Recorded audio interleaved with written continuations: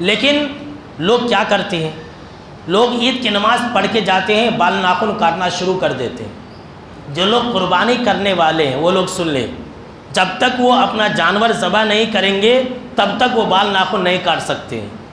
ایسے ہی جاتے نماز پڑھ کے، ہم داڑھی مونچھ بڑے رہتے، کیسا کہ دکھتا رہتا، بیچینے رہتی، سیدھا حجام کے پاس جاتے۔ جو لوگ قربانی نہیں کر رہے ہیں ایسے لوگوں کے اوپر تو کوئی پابندی نہیں، وہ نماز پڑھنے کے بعد کر سکتے، لیکن جو قربانی کرنے کا ارادہ رکھتے ہیں، جب تک آپ جانور ذبح نہیں کر لیتے تب تک آپ اپنے بال ناخن وغیرہ نہیں کاٹ سکتے۔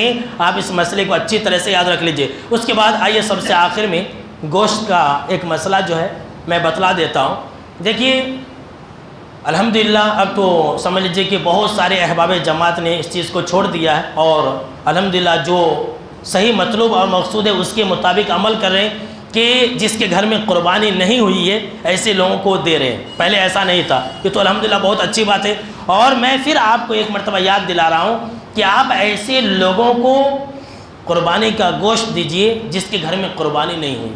جس کے گھر میں قربانی ہوئی ہے اس کے پاس تو آلریڈی پہلے سے گوشت ہے، تو آپ کیا گوشت دیں گے؟ ایسا لگتا ہے کہ رشتہ داری لوگوں کو قربانی کے دن ہی یاد آتی ہے، پھر کبھی نہیں یاد آتی ہے۔ نہیں دینا وہ بولتے بھی نکو بھائی نکو، میرے پاس بلہ کا گوشت ہے نہیں رکھ لو، زبردستی دے کر کے جاتے۔ ہمارے شہر کے جو آس پاس کالونیاں ہیں ادھر اور ادھر، یہ سب ایسی جگہیں ہیں جہاں بہت غریب لوگ رہتے ہیں، بہت محتاج لوگ رہتے ہیں۔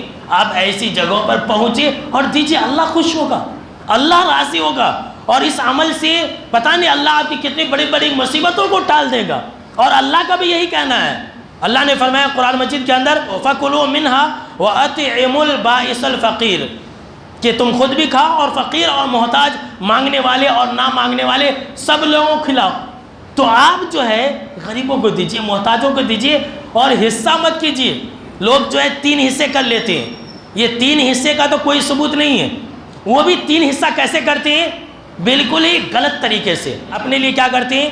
پہلا گوشت کا ایسا حصہ نکالتے ہیں جو بالکل مزیدار ہوتا ہے، چربی والا ہوتا ہے، جسے رواس کہتے ہیں، رواس والا جو ہوتا ہے اس کو نکال لیتے ہیں، سینے کا، کلیجے کا، یہ وہ۔ اس کے بعد جو ہے پھر جو خراب رہتا ہے وہ رشتہ داروں کے لیے، اور جو سب سے خراب رہتا ہے وہ غریبوں میں بانٹنے کے لیے۔